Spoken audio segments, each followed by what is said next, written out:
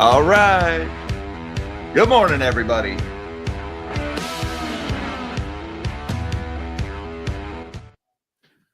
Good morning, all you magnificent melon heads of the world.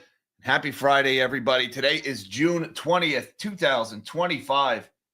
The top story this morning, gold and silver are getting clobbered here. Gold, not really clobbered. It's down a couple of bucks. It's a red day. Silver getting slammed. Look, there's a lot of things going on in silver. You got options expiration is coming up. Silver's trading in slight backwardation. Spot a little bit different than the front month contract. So, I mean, there's all kinds of commentary going on the mechanics of what's going on. I'll be honest with you. I don't care. I don't care why gold and silver's down this morning. All right. Yeah, I like to see metal going up. I own a lot of metal. But here's why I don't care. And I kind of gave this away in the headline. The national debt just topped $37 trillion. $37 trillion. I mean, there's cue all the talking points about if you were to stack all of the national debt and $1 bills, it would reach into the freaking Oort cloud and beyond. It would pass the Voyager spacecraft, which is still heading out into oblivion. And look, at this point, that stack of $1 bills is probably growing faster than Voyager is speeding off into the void. It's not going to change, guys. I mean, like, let's take a look at this. All right, we're going to do this a little earlier than normal here. But look, this is not stopping. $37 trillion. And I mean, this number moves so fast, you can't even speak it. By the time you get to the end of the number, it's already risen by $100,000. And for all the hoopla among our elected officials, it ain't changing. It's just not going anywhere. Look, this is our recent federal deficits going all the way back to the GFC. All right. And yeah, there's been some ups. There's been some downs. There's been QE 1, 2, 3, 4, 5. And the Fed has printed all this money in order to enable these deficits to keep going up. And then, of course, we had that ridiculous bump during COVID, which led to the spike in inflation that even the Fed and the Bureau of Labor Statistics couldn't hide behind their adjustments to what's the word they use? There's a word for the adjustments they use to the inflation numbers in order to explain, the oven has a digital clock versus an analog clock, and that's why we lowered the inflation for ovens, because technically it's an improvement. Nobody cares whether you got hands on your little clock on the oven or not. They care that it costs $5,000 more than it used to. And look, after the COVID spike, the deficit went down, but here we are up again over, close to $2 trillion a year in deficits. And despite Republicans campaigning on this and President Trump campaigning on this and Elon Musk giving up hundreds of billions of dollars in market cap of Tesla and all the silly headlines around Doge and the federal judges ruling you can and can't, and then people started torching Tesla dealerships and throwing Molotov cocktails and keying up Teslas. At the end of the day, the spending has gone up. It only goes up in one direction. Ever. It never goes down. And because of that, I don't care that gold and silver are down this morning, because this is the primary reason to own metal. Inevitably, this is going to be paid for by dollar debasement. And we're sitting here talking about, when is the Fed going to cut? Are they going to cut? The dot plot says 2 projected through the end of this year in the summary of economic projections based on the totality of incoming data. All those stupid talking points they do. The second the S hits the F, they're going to print. We know, because they do it every time. They'll call it something different. They'll create a new acronym. Whatever the reason, they're going to print. They're going to debase the dollar away. And all the politicians who talk a big game, at the end of the day, they're just going to spend it also. And so you better own some metal. And that's why I don't get caught up in the day-to-day price movements. You're going to have these big, price drops at open. Mr. Slammy will come in and knock silver down $1 from time to time. But at the end of the day, the trend is heading up long-term. And if you have done this for the last 25 years, then you have outperformed the S&P 500, even when accounting for dividends. For all the talk about, during the 20-teens, when everybody was talking about how gold is obsolete and the pet rock is going to only lunatics and doomsday preppers stack gold. Yeah, you don't hear so much about that these days, do you? And so don't get caught up in the day-to-day price actions. The reason we're all doing this, the reason we stack metal, is in full display today with this number that only ever goes up. What is this, up by like $500,000 since I first flashed it on the screen? Whatever. Good luck with that. Thanks, Congress. You keep up the bad work. You guys are doing a great job over there. Also going on this morning, guys, speaking of the reason, to keep owning gold and to keep buying silver, there's also a story going on this morning reminding us to be careful as we buy gold and silver. All right. There are, like every other corner of finance, there are fraudsters in the gold and silver space, and they are after your retirement accounts. The CEO of First State Depository was just sentenced to essentially life in prison for stealing the retirement savings of more than 1,000 people. Just a reminder that you got to be careful. Even when pursuing safe investments like gold and silver, there are still fraudsters out there. We've also got some signs of de-escalation in the Middle East. That is a welcome change. Again, I'm optimistic, but let's see some movement on that front before we start celebrating it. But President Trump announced this morning that he is holding off on his decision to strike Iran, and he's going to wait for 2 weeks, and then we're going to decide whether we're going to bomb Iran or not. So, another 2-week delay or another, 2 weeks will make a decision. President Trump's spokesperson at this point is starting to look like that lady from Total Recall. No matter what you ask her, she's just going to say 2 weeks. And, her face is going to start melting off and ultimately split down the middle, open up. Oh, it was Arnold Schwarzenegger all along. Yeah, I never miss a chance to squeeze a movie reference in there. But yeah, another 2-week delay. Hey, at the very least, we're not bombing them today. That's good. Take the win. The Israelis, they're still bombing. Other people are still bombing.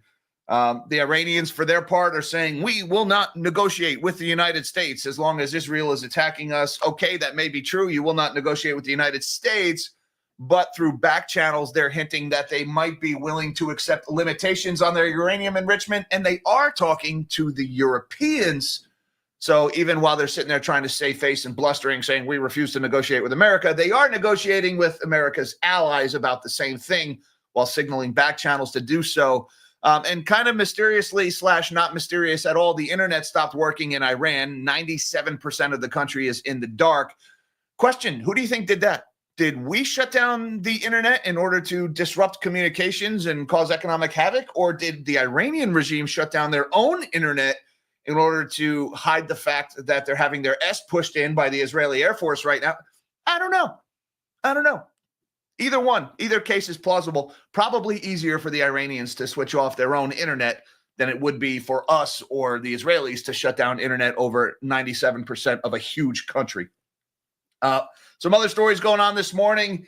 You've got strange announcement from Twitter and X. Apparently, Twitter users will be able to buy and basically make trades, buy and sell stocks on the platform soon. That's according to Twitter's CFO in a recent statement. The Financial Times ran an article about this yesterday. All I got to say is you better fix the scam bot problem first, Elon. Every single post, including this live stream, if you go look down in the comments, there's going to be a half a dozen bot accounts pushing some fraudster who says his trades are always right. This guy is amazing. Follow him for great advice, with a whole bunch of emojis thrown in there. So if you enable trading at the same time you do nothing to stop the promotion of scams, well, that's a recipe for people to get wiped out on your platform, and that is not good for your platform in the long run. But I have no doubt that financial influencers will probably be offered some kind of incentives in order to promote this kind of stuff, and most finfluencers are absolute whores for affiliate links and fees, and so they'll take it. Just be careful, guys. There's fraud and scams everywhere. Hopefully, X will do something about the problem soon. Meanwhile, we've got the Bank of Japan is doing the Yellen maneuver, issuing more short-term debt to avoid issuing more long-term debt, which nobody wants. You've got Chamath Palihapitiya. He put out, this was kind of hilarious, the SPAC King put out a poll the other day saying, oh, people are calling me saying they want me to do another SPAC. Should I? And pretty much everybody said no, because anybody who invested in anything that idiot was selling got wiped out while he got filthy rich. And then at the end of the day, the poll results were overwhelmingly negative, and he basically said, F you plebs, I'm doing it anyway. Shocker there. We've got CarMax reported earnings today. They were pretty good. My guess, that's probably because of securitization, selling all these car loans to people with lousy credit into asset-backed securities while ratings agencies are asleep at the wheel. We got Audi is considering building a factory in the United States in order to avoid tariffs. I wonder, are they actually going to build that factory, or are they just hoping to make promises that gets the Trump administration to back off on the tariffs, and then they delay and they wait until Trump is no longer president? Then they cancel the plan and go about their business. And Stellantis is considering selling off Maserati, mostly because nobody's buying Maseratis anymore. Got a lot going on this morning. Why don't we shrink my big melon of a head? And let's see what's going on in markets this morning. And as always, guys, don't forget that like button and that subscribe button for the YouTube algorithm, so you can come on back tomorrow and have your coffee with the melon heads, because we do this every day. And, oh, look, the national debt is up by another $1 million since the last time I flashed it on the screen all of 3 minutes ago. But for now, let's talk about what's going on in markets. We've got stocks are modestly higher this morning, 21 points higher, or about 1/3 of 1% for the S&P. Most of that came following the 2-week delay announcement that we won't be bombing Iran, at least not right away. I'll also point out that while that's going on, this massive airlift campaign continues. There's C-17s flying into Jordan, flying into Saudi Arabia. Oh, and by the way, why has the rest of the Middle East been so quiet while this war has been raging? Has anybody noticed that? That all the typical players in the area have not said anything about this war. Most of the criticism and commentary on this war has been happening stateside. Anyway, I just thought I'd point that out. That's kind of odd. Meanwhile, the Dow is up by 162 points, or about 0.39% higher. And we've got the NASDAQ is up 87 points, or 0.4% higher. Stocks up across the board this morning. U.S. dollar's a little bit weaker here at 98.70. That's down by 9 basis points, but not a very big move. And we've got the bond market is kind of quiet. Yields are a little bit higher on the long end, a little bit lower on the short end. We got the 30-year treasuries at 4.926. That's higher by 3 basis points. The 10 years at 4.422, higher by 2.5 points. The 2 years at 3.944, up a fraction of 1 point. And the 1 month is actually down 2 points and change at 4.166. And, of course, looking at the commodities board, we talked about this in the open. We've got a lot of red this morning. The spot price of gold, $3,351. That's down by $18, or 0.5%.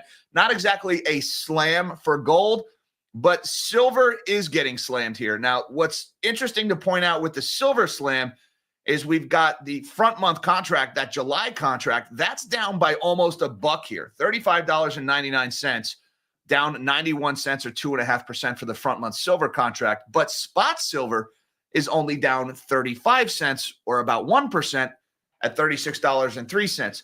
And we actually had a little bit of backwardation this morning. You've got the spot price is just a little bit higher than the front month contract. So silver today is just a little bit more expensive than silver tomorrow. Cue the quote about a hamburger tomorrow, pay you Tuesday, all that stuff. Look, ignore these moves. I'm guessing this has something to do with options expiration, that little bit of backwardation. It's not something I would freak out about. Again, at the end of the day, guys, the reason why you're buying this stuff is because the dollar is getting debased into oblivion, and there is nothing to suggest that is going to change ever. So just keep stacking. That's what I do. Meanwhile, we've got copper is lower by 0.25%. Platinum is lower by 4%. Big move lower in platinum this morning, $1,258 for the July platinum futures. Palladium's down by 1.1% this morning, and crude oil is essentially unchanged here at $73.54. That's up about 4 cents.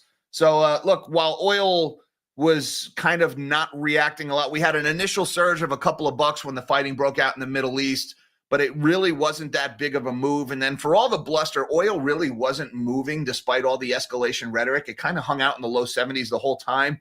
Likewise, we're not seeing a big move lower in oil this morning, despite calls for de-escalation and some optimistic signs. Oil just kind of humming along here. Now, we talked a lot about gold and reasons to own gold. Let's talk about one of the primary reasons to be careful in gold. Westchester man gets 65 years in prison for largest gold and silver depository theft in U.S. history. And guys, there's a lot of fraud going on, and this is no exception. Robert Leroy Higgins, 69 years old, the Westchester gold and silver dealer, found guilty by a federal jury of fraud and tax evasion last fall, was sentenced today to 65 years in prison by a U.S. District Judge, Marilyn Norica. So basically a life sentence for a 69-year-old. The judge also ordered Higgins to pay $76.5 million in restitution for precious metals that he stole from about 1,000 customers from his defunct Wilmington depository in what prosecutors called the largest theft of precious metals depository in the history of the United States. That depository was called the First State Depository. And even though the judge ordered this scumbag to repay $76.5 million, those people are not going to get their money back. It's gone. It is a long sentence for a white-collar fraud. I disagree, but the scope and brazenness of these crimes is shocking, the judge told Higgins, minutes after he insisted he had a plan that could have helped get the missing metals back if only he had not been in federal prison in Philadelphia since his conviction in October. And that's pretty much the Sam Bankman-Fried defense, right? Oh, hey, I can go out there and get people their money back. All you have to do is turn me free. In other words, just don't punish me for my massive fraud, and I'll be able to make people whole, almost certainly by committing some other fraud. The judge wasn't having it. Over many years, you lied over and over and over, depleting mostly elderly savers' retirement funds while you were living a lavish lifestyle with their money, the judge told Higgins. Now, look, I disagree with this sentence here where they say, well, what happened? I clicked on something where they're saying it is a long sentence for white-collar fraud. I disagree with that. Not that it is a long sentence. This is basically a life sentence, but I think white-collar fraud has been treated with the kid gloves for way too long. White-collar fraud is disproportionately harmful.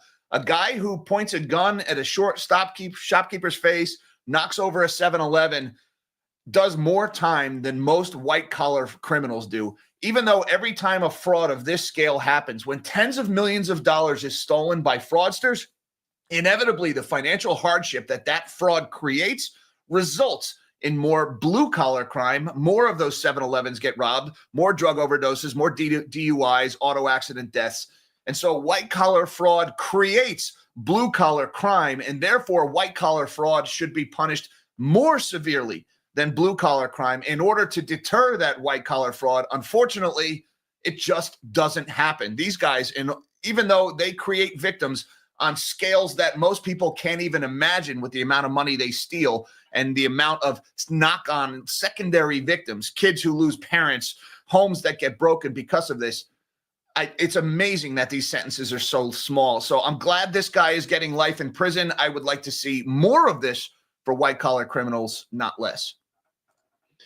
Meanwhile, we've got Bitcoin at $106,000 this morning. That's up about $1,300 from yesterday, or 1.3%. Looks like a little bit of risk on going on here this morning.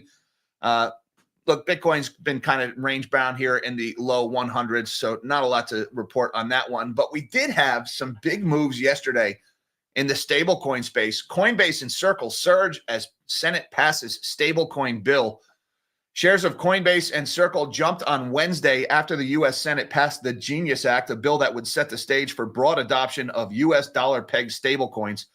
Circle rose by 33% and Coinbase rose by 16%. The Genius Act, short for Guiding and Establishing National Innovation of U.S. Stablecoins, would require issuers to maintain full reserves and undergo monthly audits. The bill still needs to clear the House, where a competing version splits regulatory authority among agencies, including the Federal Reserve and the controller of the currency. Coinbase earns all interest on USDC held on its platform and has seen stablecoin-related income surge 50% year over year. CEO Brian Armstrong recently said he expects USDC to challenge Tether as the dominant global stablecoin. And look, people who hold stablecoins, at the end of the day, what you're really doing, guys, is you're giving away your yield.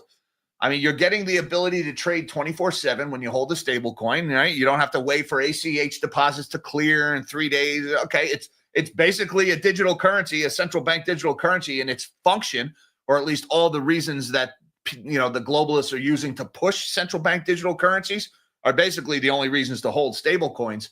But in exchange for all that risk of holding stable coins, you get nothing.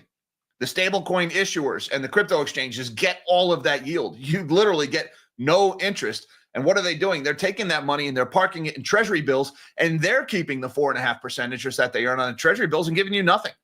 Kind of stupid, but that's what it is. And look, Coinbase shares were up big on Wednesday, 16.3%. They're up another 3.33% ahead of the opening bell. Circle continues to squeeze into the stratosphere. This is happening one way or another. It looks like it's probably going to pass the House as well. And at the end of the day, what is it really? It's a backdoor source of liquidity for the Treasury because this stuff is going to be parked in Treasury bills, which means when you hold stable coins, you are making a no interest loan to the government. But don't worry, they're totally good for it. 37 trillion, 2 billion, 124 million, and a number that rises so fast I can't even say it. Meanwhile, what else we got here? Trump hints he'll hold off on Iranian strike and give diplomacy time, 2 weeks of time, like everything else. U.S. President Trump signaled he would give diplomacy a chance before deciding whether to strike Iran, dialing back on recent comments that suggested military action could be imminent. Based on the fact that there's a substantial chance of negotiations that may or may not take place with Iran in the near future, I will make my decision whether or not to go within the next 2 weeks, Trump said in a dictated message, according to the White House spokesperson Caroline Leavitt. Iran maintained Friday that it won't negotiate with the U.S. while an Israeli assault continues. The only way to end the imposed war is to unconditionally stop the enemy's aggression, Iranian President Masoud, something I can't pronounce, said on Friday in a post on X. However, while they're saying, no, we won't negotiate with the U.S., Iran's Foreign Minister Abbas Araghchi, did I say that right, is scheduled to meet counterparts from the UK, France, and Germany later Friday in Geneva. Those talks will be limited to regional and nuclear issues, which is pretty much, isn't that the whole point of the war, nuclear and regional issues? He said in an interview with the country's state television. So yeah, Iran rattling their sables, pounding their chests, saying we will not negotiate with the U.S. while they're negotiating with the UK, France, and Germany. Also, while signaling that limitations on their uranium enrichment program is on the table. Why? Because my guess is the regime is worried about internal risks more so than their desire to get their hands on a bomb at this point. All right, now let's talk about this one here. Shout out to the Kobayashi letter on X who posted this one. Ex-chief executive Linda Yaccarino has said that users will soon be able to make investments or trades on the social media platform as she outlined a push into financial services in owner Elon Musk's quest to build an everything app. All I can tell you guys is the pump and dumpers are absolutely foaming at the mouth at the ability to include an option for you to buy the stock just as soon as you see their posts promoting whatever shit coin or whatever over-the-counter pink sheet crap they're pumping. Just be careful, guys. Like, look, I'm all for giving people options, but at the same time, when you give people options and then enable widespread fraud, which Twitter has done, Twitter has enabled widespread fraud through their inaction on bots. And if you think I'm kidding, look at the comments on this freaking stream. You'll find a whole bunch of it. I mean, luckily, more of it gets flagged as spam now than it used to. But this is just fertile ground for scam artists. So be careful, guys. As always, you got to keep your guard up. And don't think the SEC will be protecting you in any way. The SEC is doing less, not more these days.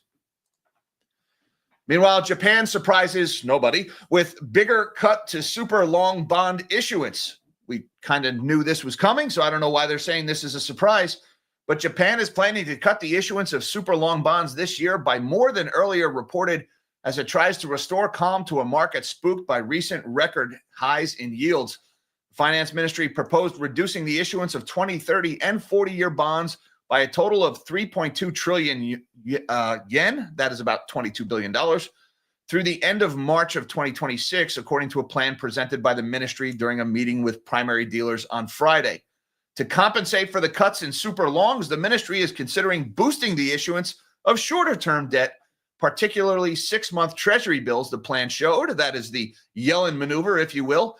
The extra reduction for the 20-year bond issuance is positive for the market, said Mari Iwashida, executive rate strategist at Nomura Securities. Still, whether the decline in liquidity and high volatility in super long bonds will improve will depend on if there is solid demand for the upcoming 20 and 30-year bond auctions. And look, the reason why they're issuing less of these 20 and 30-year bonds is because there is no demand for them. The Central Bank of Japan, the BOJ, is the demand for super long bonds. And since the central bank is buying less, the finance ministry is going to have to issue less because nobody else is going to buy these things. That's why. Because Japan's financial situation is even less hope or even more hopeless than ours is. And look, here's the big spike that we saw in the Japanese long bond. We watched this. This was when the central bank announced that they were going to start buying less. We saw the yield spike. Remember, yield spiking, that's prices going lower because there's no demand for the things. And then, of course, the finance ministry says we're going to issue less of them. And we've been kind of just hovering down at this 3.1% range for quite a while here. But at the end of the day, nobody wants to park their money in long-term Japanese government debt because the Japanese government has a bigger spending problem than we do, and their central bank is even worse than ours, and their debt GDP is even worse than ours. Guys, this is a global phenomenon and just another reason to buy and own gold and silver. Again, while being careful because there's even scammers in that space. Hey, speaking of scammers, I don't know why I said speaking of scammers, I don't know, but the so-called SPAC king prepares to launch another. The last time wasn't a success by any means. Chamath, I got to practice saying this name. Chamath Wikipedia says he responded to a poll overwhelmingly saying he shouldn't launch a SPAC by saying he will launch a SPAC. And there he is right now. That's where money goes to die. The so-called SPAC king, who created a dozen special purpose acquisition companies that lost investors billions of dollars, says he's probably getting back in the business. Chamath Palihapitiya, a venture capitalist and co-host of the popular podcast All In, responded to a social media poll with more than 50,000 responses that overwhelmingly stated he should not launch another SPAC by saying he'll ignore the findings, saying he received calls from many Wall Street and crypto titans that they wanted him to launch a SPAC. He declared on social media, "I will probably do it." Now, look, here's the SPACs that he ran last time around. Just look at some of the performances of his SPACs. Virgin Galactic lost 98.5% of its money. Open Door Technologies minus 94.6%. Clover Health minus 70.9%. SoFi minus 46.4%. NP Materials actually did pretty good. He caught a triple on that one, up 272%. But then you got Desktop Metal down 47%. Metromile lost 79%. Proterra lost 100%. Latch lost 98.6%. Sunlight Financial lost everything and went bankrupt. Two of his best performing SPACs were the ones where he could not find a merger partner, so he had to return $10 per share to investors. Yeah, go ahead, Chamath. Do another one, all right? I'm sure people who are ready to lose. I mean, look, people are buying Fartcoin, so I shouldn't talk. I guess people are going to buy this crap because there's too much money circulating in the system. And so what's going to happen? He's going to do the same thing he did last time. He's going to create a blank check company. People are going to give him a bunch of money. He's going to pay himself a big dividend. He's going to pay himself a whole bunch of money. He's going to buy some other company that doesn't make money. It will go bankrupt. He'll say, gosh, sorry, I sure tried. Rinse, repeat. And 50,000 people told him not to do it. And he's saying, I'm going to do it anyway. Meanwhile, we got CarMax climbs on Q1 profit and revenue beat. Look, this is kind of interesting here that CarMax is doing so well. Used car prices are down 3 months in a row by 0.5% or more month over month. Now, this is Q1 data in the first quarter, January, February, March. Maybe you had a lot of people buying cars because they thought the tariffs were coming. They wanted to get that car before cars got more expensive.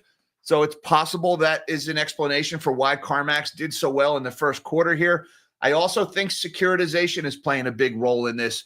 CarMax, what they typically do is they finance these used car sales, and then they sell the loans into ABS or asset-backed securities, basically bonds made up of car loans, and then they sell those to pension plans and ETFs and everything else.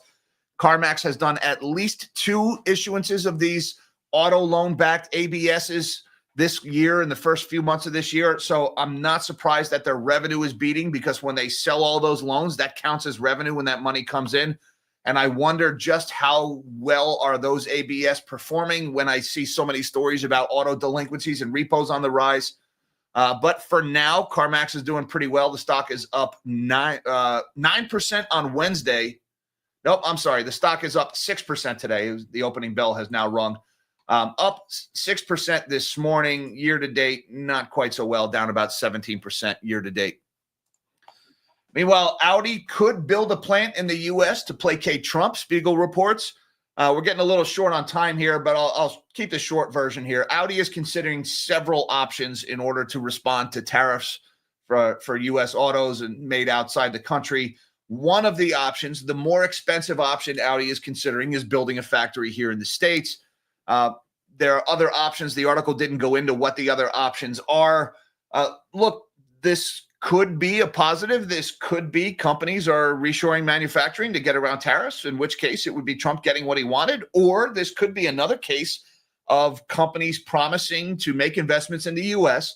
just to get favorable policy decisions and then not following through on those investments, delaying and ultimately canceling the projects, like we saw with a lot of the CHIPS Act stuff and a lot of the Inflation Reduction Act stuff with car batteries and solar companies. So, call me skeptical here, but I guess this is a positive that they're considering it, but I'd like to see some actual money changing hands before I get excited about it. And we've got Jeep maker Stellantis is considering selling Maserati. Weighs sale among options for Maserati. This was kind of interesting this morning. Stellantis is considering a possible sale of its struggling luxury Maserati unit, among other options, two sources with knowledge of the matter said, as the automaker seeks to overhaul its sprawling portfolio of 14 brands. Discussions over Maserati's future started before new CEO Antonio Filosa, who starts on Monday, was appointed last month, while Stellantis was steered by Chair John Elkann. The viability of the French-Italian company's 14 brands, which includes Jeep, Peugeot, Chrysler, and Alfa Romeo, was a priority for Elkann as he interviewed candidates to fill the CEO's job. Like other European car makers, the world's fourth biggest automaker is facing hefty U.S. import tariffs imposed by President Trump. Let's see. Asked for comments, Stellantis spokesman said, respectfully, Maserati is not for sale. That's kind of a dodge because the whole point of this article is that they are considering selling Maserati. So when the spokesperson says it's not for sale, that's just them saying they're not denying that they're considering it. They're just saying that choice has not been made. But look at some of the numbers here. Maserati's in pretty bad shape. Maserati's sales fell by more than half in 2024 to just 11,300 units. And the unit posted an adjusted operating loss of 260 million euros. That's almost $300 million. So they sold less than 12,000 cars. They lost almost $300 million. This brand is not doing well. And Stellantis is just considering selling it off. They got to do something. The automakers are in trouble here. This is another reason why I'm a little skeptical of that CarMax headline. I mean, Maserati, okay, that's a pretty far cry from used cars on CarMax. I get it. But the auto industry as a whole is in a lot of trouble here. So I'm very skeptical of those CarMax numbers. And I can't help but think securitization is playing a big role in that. And in the securitization mark, the floor is price discovery. We don't really know what any of that stuff is really worth because they just won't tell us. And I just want to say thank you very much to Robert Feeds the Machine. Robert is also feeding the Melonhead machine this morning. Welcome, sir. Thank you for becoming a YouTube member. And just a reminder, guys, that if you are a Melonhead member, you get one free super chat every month. Feel free to use that, and I will read and respond to your questions or comments live on the air. As somebody pointed out the other day, I will literally read anything you put on the teleprompter. I'm Ron Burgundy. Mike Kathman says, look at the Tel Aviv Stock Exchange. Not only silver is rigged. Yeah, I don't look at the Tel Aviv Exchange all that much. Look, guys, the whole global market is rigged at this point. The singular focus of the entire financial industry is the avoidance of price discovery. Commercial real estate, the AI bubble, private equity, private credit, everywhere you look, you can see this where they're just creating new acronyms, new vehicles, paying off old debt with new debt, paying off old investors with new investors' money. So, yeah, I mean, at the end of the day, rigged is like it's the default setting of markets, and it's just another reason to own gold and silver.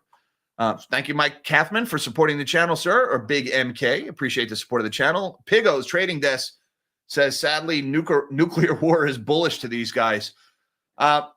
Everything is bullish. Anything shy of nuclear war is bullish. If a nuclear warhead were to actually detonate, I think, let's not be too crazy, but I would like to think stocks would go down in the event of a nuclear detonation. I would think. Then again, it is the 2020s. Let's not rule out nuclear war is bullish. I get the sarcasm here.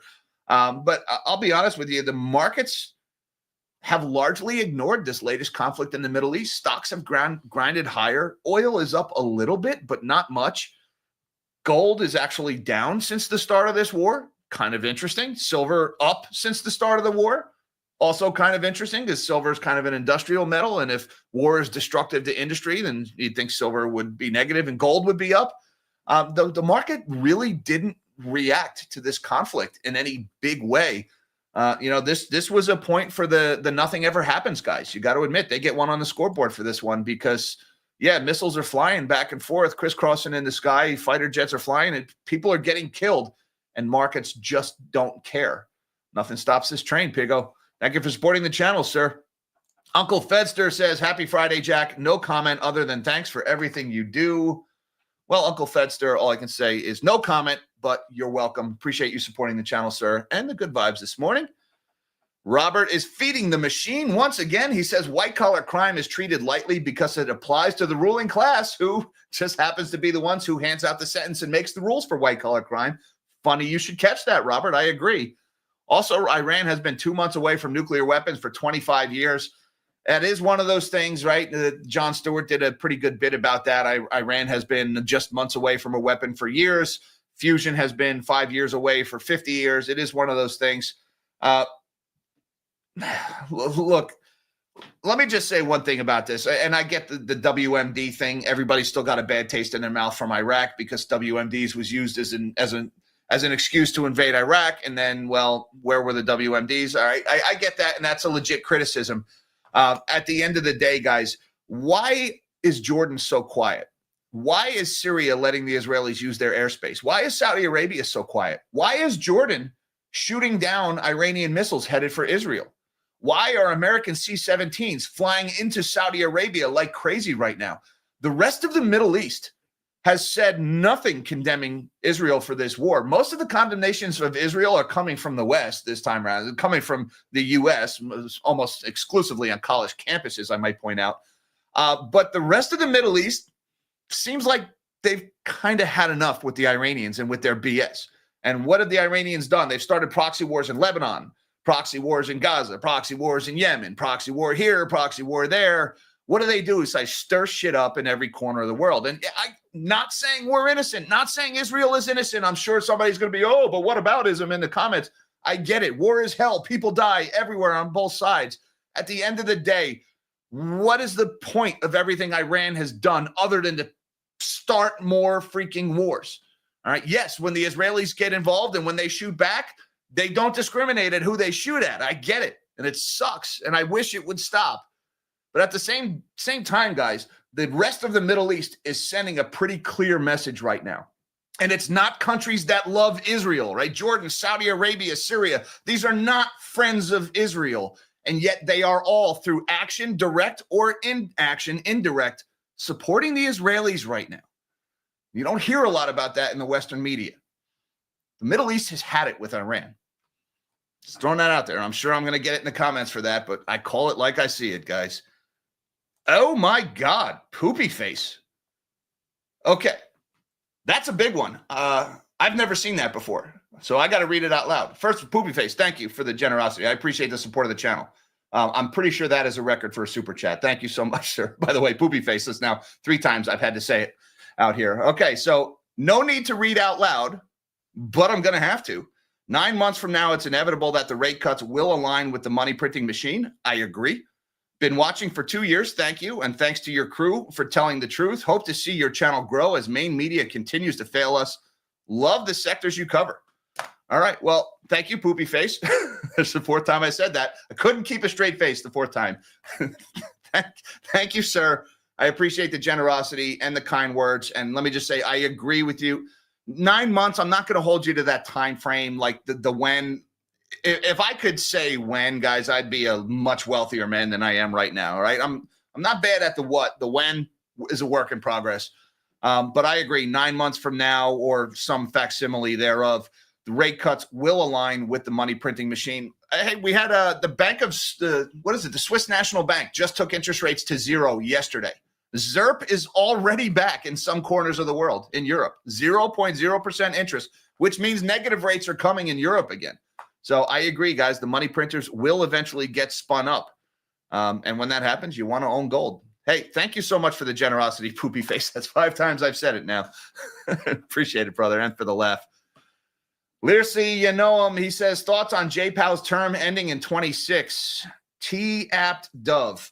Trump appoint a dove. Yes, I do think Trump is going to appoint a dove. Will the Senate confirm him? Probably. It's going to be a circus. I am worried about that. All right. Look, I don't think the Fed should be cutting right now. I see the money supply growing. I see no price discovery in asset-backed securities. I see markets that grind higher despite any number of macroeconomic reasons that should be taking them lower. We do not have tight monetary conditions. Monetary policy is not sufficiently restrictive right now because, have you looked? Nothing is restricted. Nothing. So I don't think they should be cutting. Now, I don't think that's why Powell isn't cutting. I actually, you can't help but note the timing. Oh, let's quick rush some rate cuts right before the election. Oh, it didn't go the way we wanted it to. Now we don't cut. All right. There is some truth to the criticism of the timing of recent Fed actions. That being said, for the wrong reason, the Fed is doing the right thing right now. They should not be cutting rates. The right thing actually would be not having a Fed at all. But I agree, Trump will probably appoint a dove. He'll probably lower and print, juicing markets. I said this before the election. Trump is a Zerpenburr, much like Kamala was a Zerpenburr. I was pleasantly surprised for the first few months of his administration, seeing all the cuts that they were trying to make. And then, of course, they immediately went right back to just being more print and spenders. So I have no reason to suspect otherwise. Thank you, Learsey. You know him. Appreciate the super chat. STLA burning cash. You mean to say Tesla burning cash? BYD made offer last year. I'm not sure about the BYD offer. Let me just say, I think BYD is probably burning cash faster than all of them right now, based on a lot of what I've been seeing in some of these meetings that the BYD executives have been called to with the Chinese government officials. It looks like they're just building cars and selling them at a loss to capture market share, like dumping EVs on the market. Not paying their parts suppliers was a big part of that criticism. So I think BYD's also burning cash. I'm not familiar with the BYD offer.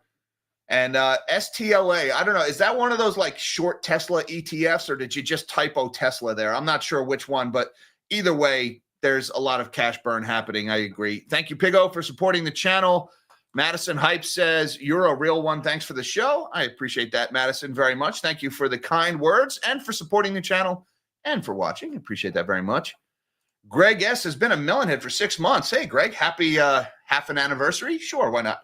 It's one big club and we ain't in it. George Carlin. Man, doesn't that quote just get more and more accurate the longer it goes? You got to wonder, like 200 years from now, when we're like dead, buried, and rotted, are they still going to be quoting George Carlin? Is there going to be like a George Carlin monument in Washington, D.C. to memorialize the comedian who ended up being so freaking right about everything?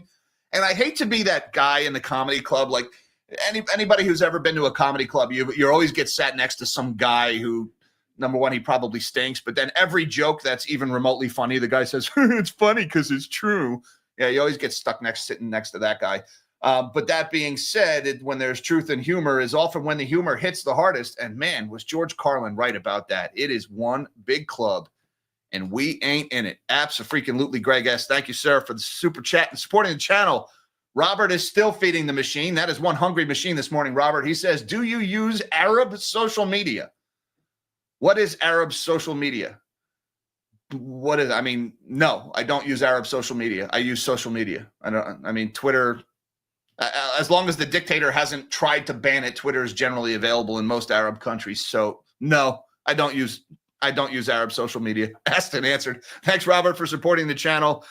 Crusty White Bread says fusion power is a fantasy and a grift. Probably U.S. aid paid, I'm guessing, is what you meant to say there, Crusty. Look, fusion power is ultimately the next big advancement in human technology, human quality of life. Access to energy is the key, because with energy comes, mass production, comes clean water, sanitation. Access to energy is the single biggest driver of human quality of life and therefore technological advances and innovation. And fusion is the next giant leap in human technology. And yes, fusion power is still years away. Is it a fantasy and a grift? Yes and no.